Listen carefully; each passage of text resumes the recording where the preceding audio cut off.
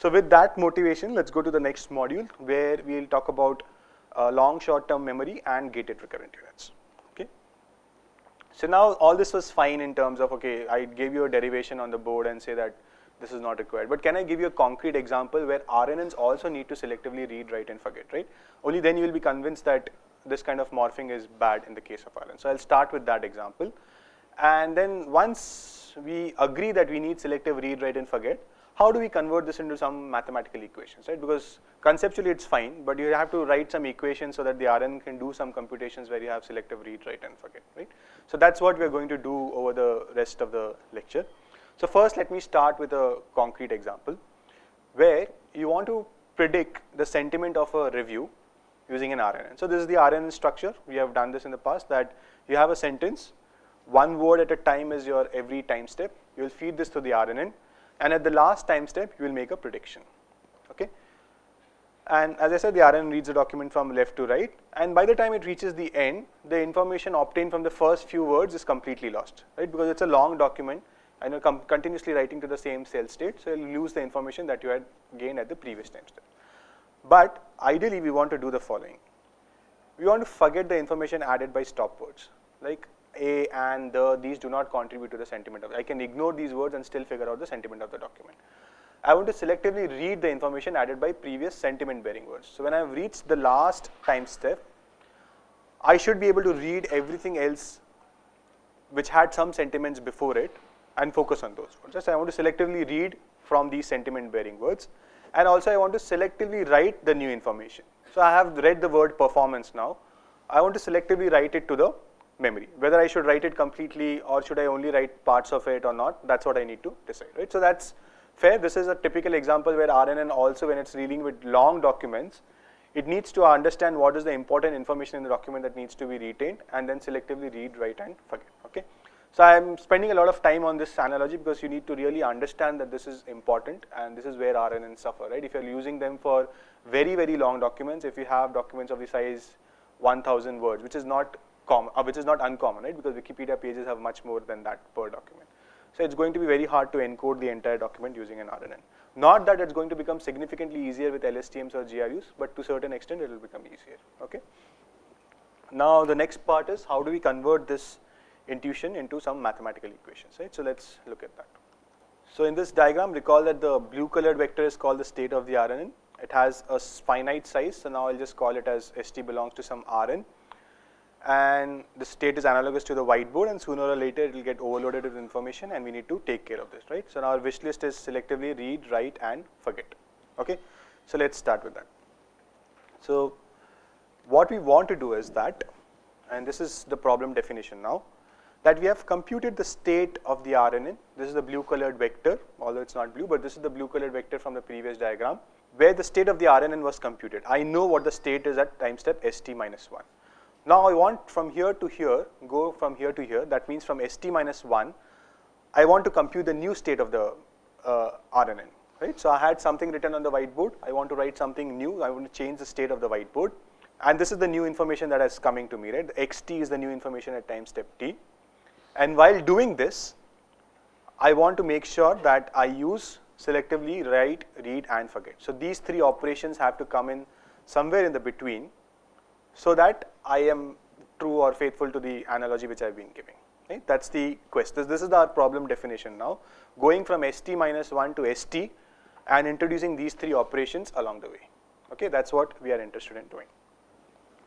And we'll go one by one, we'll implement each of these three items, right? So we'll start with selective write.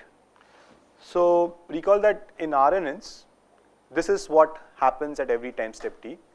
You take the previous time step, previous cell state, you take the current input. Do you recognize the operation here? How many of you recognize the operation here? Use your hands. Okay. So this is nothing but the following operation, and as usual, I've ignored the bias. Okay, is that fine? So that's what I am representing it as. But now, so one way of looking at it is that when I'm computing ST, I'm reading or I'm taking the whole of ST minus 1. So once I have computed ST minus 1, I'm writing this to my whiteboard, and then whole of it would be used to compute the next time step. Okay, But instead of doing this, what I want is, I want to read only selective portions of ST minus 1, or rather I want to write only selective portions of ST minus 1. Once I've computed ST minus 1, I don't want to write the whole of it, because then the whole of it will be used to compute the next cell state. I don't want that. I just want to selectively write some portions of it, okay? Now, in the strictest case, since I know that ST minus 1 belongs to Rn, it's an n-dimensional vector, in the strictest case, what I could have done is, I could have used a binary decision that of all these n entries, I'm going to read some entries and ignore the others. So all the other entries I'm going to set to 0. Fine? That's the strictest thing that you could have done. Now for any of these strictest things, what's the soft solution? So for binary, what's the soft solution? Binary is 0 to 1. So what's the soft solution for that? Between 0 to 1. So read some fraction of each of these dimensions, right? So let's try to understand what I'm trying to do here. Okay, so on the third bullet, some of these entries should have gone to 0, right? Okay. So instead of doing this, what we want to do is, we have this vector which has n entries. This is the cell state at t minus 1. Now I don't want to write the entire vector onto the final cell state. What I want to do is, I will take some fractions of it, say 0.2 of this, 0.3 of this, 0.4 of these, and then write only that. Do you see the operation that I'm trying to do? Right? I want to take some fractions and write only those to the cell. Okay? And as I said, this is a softer version of the hard decision, which would have been 0 for this, 1 for this, again 0 for this, and so on. Right? How to do this, why to do this, all that is not clear. I'm just telling you the intuition. How and why will become clear later. Is that fine? Okay. So we want to be able to take ST minus 1 and write only selective portions of it, or pass only selective portions of it to ST. So whenever we compute ST, we don't want to write the whole of ST minus 1, just want to use selective portions of that. So what we do is, we introduce something known as a gate. Okay. And so this gate is OT minus 1. Okay, we take the original cell state ST minus 1, do an element-wise product with a gate, which is known as the output gate, and then write that product to a new vector, which is HT minus 1. Okay, so initially this will look confusing, but it will become clear by the end of this lecture. Okay, so is that fine? This is what I'm trying to do. Again, how to do this is not clear, but this still matches the intuition which I've been trying to build, that I want to write only selective portions of the data which I already have. Is that fine? Okay, so each element of OT minus 1 gets multiplied by the corresponding element of ST minus 1, and it decides what fraction is going to be copied, and this OT minus 1 is going to be between 0 to 1. But how do I compute OT minus 1? How does the RNN know what fraction of the cell state to get to the next state? How will it do it? We need to learn something. Whenever you want to learn something, what do we introduce? Everyone? Parameter. Sorry? What did you guys say? Backpropagation. Backpropagation will do what? It will work in the air or propagate to what? Whenever you want to do some kind of a learning, I want to learn some function, what do I introduce? Parameters, right? So that's what we are going to do. We are now going to introduce a parametric form for OT minus 1, right? And remember this throughout in machine learning, whenever you want to learn something, always introduce a parametric form of that quantity, and then learn the parameters of that function. Do you get this? How many of you get this statement? Okay, this is what we have been saying from class 2 or class 3, right? Always introduce a parametric function for your input and output and learn the parameters of this function. So that's exactly what I'm going to do. I'm going to say that OT minus 1 is actually this function. I'm just giving you some time to digest this. So this is at time step t minus 1. So it depends on the input at time step t minus 1. It also depends on the output means whatever comes out of this, right? So the same operation would have happened at time step t minus 2. So whatever was the output at that state, it will also depend on this. So just take a while to digest this equation. You will see at least 6 more equations of this form in this lecture. So if you are comfortable with one, all of them would be clear. So try to connect the whole story. I have ST minus 1. I don't want to pass it on as it is to ST. So I'm computing some intermediate value where I'll only selectively write some portions of ST minus 1. And selectively write in the strictest case should be binary, but that's not what we're interested in. We introduce fractions. If the fraction has to learn binary, let it learn. But we'll make it fractional, that means we'll make it between 0 to 1, hence the sigmoid function, right? Remember in one of these lectures we had said that sigmoids are still used because in RNNs and LSTMs, remember? We had said that sigmoids are bad, use tanh or use ReLU, but we had ended with sigmoids are still used in the case of recurrent neural networks and LSTMs, so this is where they are used. Okay, how many of you get that connection? Okay, good. Fine, so we use sigmoids because we want the fraction to be between 0 to 1, and we also want some parameterization, right? And this is the particular form that we have chosen. There are various equations possible, various things you could have done here. In fact, there are 10 to 15 different variants of LSTMs. I'm covering the most popular one, which uses the following equation, right? So it says that this is how you will compute the output gate, and that gate will regulate how much of the cell state should be passed on from t minus 1 to the next state. Okay, everyone clear with this? Okay, so now if you're clear with this, give me an equation for ht minus 1. Loudly everyone, st minus 1, is that fine? Right? So this is the equation that we'll have. So we have done selective writing, and these parameters are no special, they'll be learned along with the other parameters of the network. Okay, so let's spare some thought on that. You got a certain loss at the output. Okay, earlier you just had these parameters W, U, V, which were the parameters of RNN, which you are adjusting to learn this loss. Now in addition, you also have the flexibility to adjust these parameters so that if the loss could improve by selectively writing something, then these parameters should be updated accordingly. Right? Maybe you are being over aggressive and making OT minus 1 to be all ones. That means you are passing everything to the next state.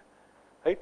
Now it has the chance, because you have introduced parameters, if it helps the overall loss, it better make these fractions more appropriate so that only selective information is passed to the next state. How many of you get this intuition? Okay, so that's why anytime you introduce parameters, you have more flexibility in learning whatever you intend to learn. There is, remember, one clear difference here, right? And that's where I said that while I was giving the analogy, I was really setting up things. But here there is one distinction. What is the distinction that is there? Ideally, what would I have wanted? Suppose I take the example of the review, okay? And the review was, say, the movie was long, but really amazing. Okay? Now, which is the word here which is actually trying to mislead? So, overall sentiment is positive, right? Everyone agrees with that. But which is the word which is misleading? Long, right? That means I need to do what to that word? Forget that word, right? Now, ideally, I would have wanted someone telling me retain, retain, retain, forget, retain, retain, retain. I would have a label for each of these words, and then I could have a loss function which tells me whether my gates were actually adhering to this decisions or not, right? So remember, my gates are learning some distribution OT minus 1, which tells me what fraction to retain, and at this particular time step I would have wanted OT minus 1 to be all zeros. Okay, I would have wanted to forget, but this kind of info, not just OT minus 1, this will become more clear when I do all the other gates also. So what I'm trying to say is that you should have had some supervision which tells you which information to retain and which information to forget. But you don't have this supervision, right? No one is telling you that these are the important words, these are not the important words. So that's the difference between the whiteboard analogy. There you knew exactly which step is important and which step is not important. Here you don't know that. All you know is that you have a final loss function which depends on plus or minus, whether the this prediction is close to positive or close to negative, and what's the loss, and that loss is what is being backpropagated. But the difference now is that you have introduced a model which can learn to forget some things. Right? Earlier you did not have a model which could learn to write or read or forget selectively. Now you have introduced a model. This is a better modeling choice, right? So the same as we have had arguments that you could do y is equal to w transpose x, or you could do y is equal to deep neural network of x, right? You're making different modeling choices here, and with the hope that one modeling choice is better than the other choice. So just as RNN was one modeling choice, now you're using a different modeling choice, where again, with the help of these gates and all, you can definitely write a function of y as a function of the input, and that function is going to be the LSTM function, which we'll see in detail. So this is one part of that function. And while doing this, you're just making a better modeling choice, which allows you to learn more parameters, and along the way, if important, do selective write, read and forget. Is that clear? Right? So you'd see the difference, what would have been the ideal case and what is it that you have. The ideal case would have been explicit supervision for what to forget, read and write. You will never have that, but you're still making a modeling choice which allows you to do that. So if it is required, the model while backpropagation should be able to learn these parameters, so you are able to do that. I know I'm repeating myself, but it's very important that you understand this distinction. How many of you get this now? And as I said, these parameters will be learned along with the other parameters. And OT is called the output gate because it decides what to output to the next cell state. Okay. Still you see that there's a lot of gap here. We have not reached ST yet. We are still at ST-1. We have computed some intermediate value, but we have not reached ST yet. And along the way we had three things: selective write, read and forget. We have only taken care of selective write so far. Okay. Now let's look at selective read. So what does selective read do? You are going to get new information at time step t, which is xt, right? And now instead of this original cell state, you have used the selectively written cell state because that's what you have written now. So that is what you should use. Now using a combination of these two, I'm going to compute some intermediate value. Okay? And just stare at this equation. This equation form is very similar to the RNN equation form, right? Only thing is that instead of ST-1, I'm using HT-1, and for good reason, because I know that HT-1 contains only selectively written values from ST-1. Is that fine? And XT is the new input. Still there is some gap here. I have not reached ST yet. I am still at an intermediate value. So this is the new input which I have received. Now what should I do with this new input? Selectively read this input. I don't want to take all of this input because maybe the input which I've got now is a stop word and I don't want to read all of it, right? Do you get that? So now it captures all the information from the previous state as well as the current input, and we want to selectively read this. So now what would you do to selectively read? Again the same situation, that you have an S tilde, the answer is already here. You have an S tilde and you don't want to pass it on as it is to ST. This is S tilde. ST is somewhere here which you don't know how to get to, but you know that you don't want to pass on all the input that you have read. You want to selectively pass it on. So what will you do now? Again introduce a gate, and this gate will be called input gate or the read gate, right? Okay. Okay. So now what, can you give me an equation for the gate? IT is equal to sigma of, okay, that's good because sigmoid is what we'll need. It's going to be a fractional thing. Let me add the easy part. W into HT-1, right? That's telling you what has happened so far, and U times XT. You see the same equation, same form, the parameters have changed, so these we will call as Wi, Ui and Bi, and they are depending on the input as well as the previous state, previous temporary state that we had computed. Okay, so that's exactly what your input gate is going to be, and now this operation is the selectively reading operation. How many of you are fine at this point? Okay, and then this product is going to use to be will help us to read selectively from this temporary value that we have constructed or the input that we have taken. Okay. So far what do we have? We have the following. We have the previous state which was ST-1. Then we have an output gate which was OT-1. Using these two, we have done selective write. Right? We have taken the previous state and the gate and done a selective write. Is that fine? Okay. Hey, we need to check if the sigmoid should come here because the sigmoid is already there in the computation of ST-1, right? Oh, it's not there. So this already has one sigmoid, right? Yeah. So then again a sigmoid on that, is it there?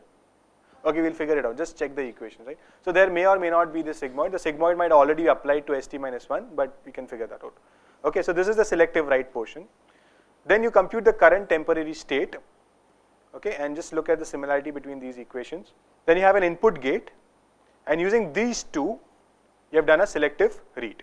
Okay, so I've taken care of selective write and selective read, but you have still not reached ST. I still don't have an arrow here. I still need to figure out how to compute the ST finally. Okay, so what is the operation which is remaining now? Selective forget. Okay, so what do you think should we forget? We want to find new ST. So let's see what we'll forget, right? So the question now is that you had this st minus 1 and now you have a temporary state s tilde t, which is here. How do you combine these two to get the new cell state? Okay. So the simplest way would be that you say that st is equal to whatever was there in st minus 1 plus selectively reading from the current input. Is that fine? This is one way of doing it. Okay. But now what am I doing here? What is the problem here?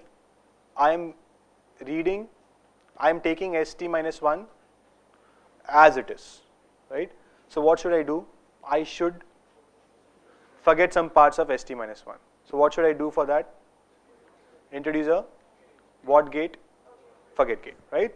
So we may not want to use st minus 1 as it is, but we may want to forget. So there is, at this point, all of you should get some confusion. If you don't, then I would be worried. If you are getting some confusion, good, right? You should all get confused at this point. Why are you confused? Because you already did selective write, and now again you are doing a selective forget also, right? Right? But there's a difference, because the selective write was then used to compute how to read the information, right? But now once you have read the new information, you want to see how to assimilate it back with the old information that you had, right? So that's why you introduce a separate gate. So think of it as this way, that you just are keeping these functions separate, input, output and forget, so that they can separately learn things. Okay, so whatever you want to selective write, let it be a separate function. These st minus 1 is not going back to st, right? Let it just be used so that you can compute these temporary states. So that's what is being passed to the next temporary state. Let it only decide how much of this input should be read. Okay, and then when you want to combine these two, just use a separate gate. And this exact idea which is confusing all of you, why have a separate write gate and a separate forget gate, led to something known as gated recurrent units, where they merged these two gates. Okay, so we'll get back to that. Okay, so at this point it's fine, I'm just telling you the original equations for LSTM, and this was the motivation that they had. So as I said, there are at least 15 to 20 different variants of LSTM which use different equations. They tie some of these weights. So one thing could be that forget is the same as 1 minus remember, right? Or output could be same as 1 minus input, right? So you could have tied these gates instead of learning separate parameters for them. So in the most parameterized form, you have a separate parameter for all of these. Okay. So we introduce the forget gate. Again, can you tell me a form for the forget gate? ft is equal to first term wf, second term uf. What would be there in the second term? xt, and the first term. Okay, so this is what it will look like. Okay, so if you remember one of these equations, you will be able to write all of these. Not that I'm going to ask you to write them in a quiz or something, but why take a chance? So, and then once you have computed the forget gate, instead of this equation, can you tell me what is the equation that you are going to use? What is the first term going to be? It's st minus 1 here. What is it going to be now? ft into st minus 1. Is that fine? Okay. So now we have the full set of equations for LSTM. We have certain gates and certain states. What are the gates? Output gate, input gate, forget gate. Why do you guys have this momentary amnesia, like suddenly you forget everything? Okay, so output gate, input gate and forget gate, all of these have the same form with different parameters. Okay, what about the states? Which are the states that we have computed? One was st, the other was ht, and the third one was s tilde t. Okay, s tilde t, from s tilde t we get st, and from st we compute ht. Okay, so yeah, so in the diagram that you see here at the top, tell me which are the computations which are happening at one time step. At time step t, which are the computations which are happening? Is it, I'll give you the options, right? Is it this, or is it this? Okay, let's call this 1, let's call this 2, or this 3, or this 4. Which are the computations happening at one time step? And you see the order also here. This should be straightforward, right? Why? How many of you say 4? That's the one, right? Because you start with selective reading, right? And you can just go by these, right? These are all indexed by T, right? Is that fine? Okay. So these are the computations which happen at time step T, and these are exactly the computations which were written, right? So we have the 3 gates which you need to compute at every time step, and you have the 3 states which you need to compute at every time step. Is that fine? And this ST minus 1 is not being computed, it's just taken from the previous time step. Is that okay? Fine. So you have these 6 computations which happen at every time step, and the output, final output of an LSTM, so when you use TensorFlow or something, the output of an LSTM would give you 2 things. It will give you HT, ST. Okay? Because these are both the states that are being computed. One is the running state and one is the current state which is being computed. Okay? And I chose the notation S because that's what we have been using for RNNs. But in LSTM, in all the literature, instead of S, you will find it to be CT. Okay? Because it's called the cell state, so that's why CT.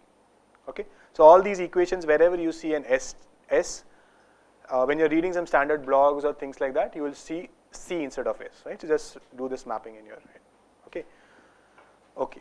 So LSTM actually has many variants which include different number of gates and also different arrangement of the gates. So as I was saying that you could say that input is 1 minus output or input is 1 minus forget or things like that. And also why this particular parametric form, right? Why not make W0 into ST minus 1 instead of HT minus 1 and so on. So all kinds of things that you could do. And all of these are valid. These are all valid variants of LSTMs. So there is this paper called LSTM a Search Space Odyssey. So you can go and look at it. I think we link it in the reading material, right? So you can see that there are actually many variants of LSTMs. But this is the most standard and default variant which you will find in most platforms on TensorFlow or PyTorch and so on. And there is another very popular variant of LSTMs which is called gated recurrent units. So we'll just see gated recurrent units. Right? So I'll just give you the full set of equations for GRUs. So you have gates, but unlike LSTMs, you have only 2 gates. You have an output gate and you have an input gate. You don't have the forget gate. Okay? So what am I going to do for the forget gate? So this is what I'm going to do. You see the last equation? So instead of forget gate, I'm just saying that, okay, this is what you're going to selectively input from the current temporary state. So the rest of it you take from the previous state. Right? So I've just tied the input gate and the forget gate. Okay? Any other changes do you see in this? So earlier we had HT minus 1 everywhere. Right? Now we have ST minus 1 itself. Is that fine? Okay. So the basic idea, right? These equations are many, and you could think of your own equations. You could say that I will not really use this input information at all, or I will choose to use it differently, or whatnot. Right? There are several things that you could do. At a very abstract level, this is what you need to understand. What is this here? So these parameters could then make a difference, right? They could adjust it accordingly and so on, right?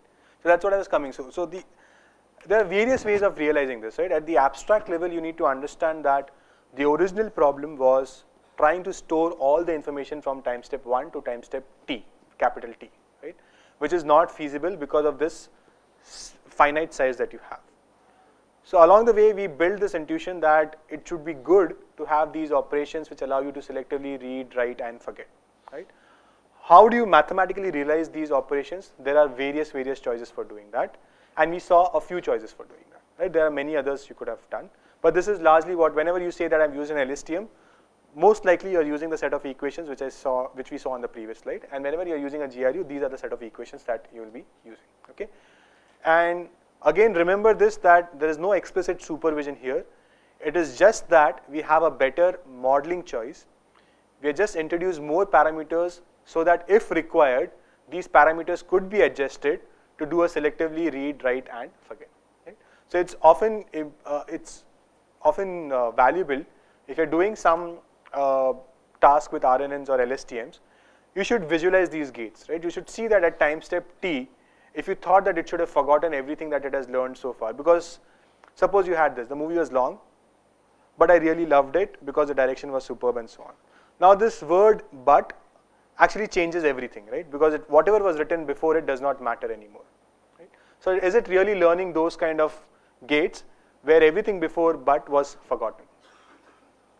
Right? So it would be helpful to visualize these output gates and see what kind of values they are learning, what kind of things they are remembering, forgetting and selectively reading and so on. Right? So as I said, I'll just again summarize. The key thing here is the intuition, and then the realization in the form of equations. There are multiple choices. We have seen a few of those. Right? That's what I'll end with. And in particular, in GRUs, there's no explicit forget gate. And instead of HT-1, you use ST-1 everywhere.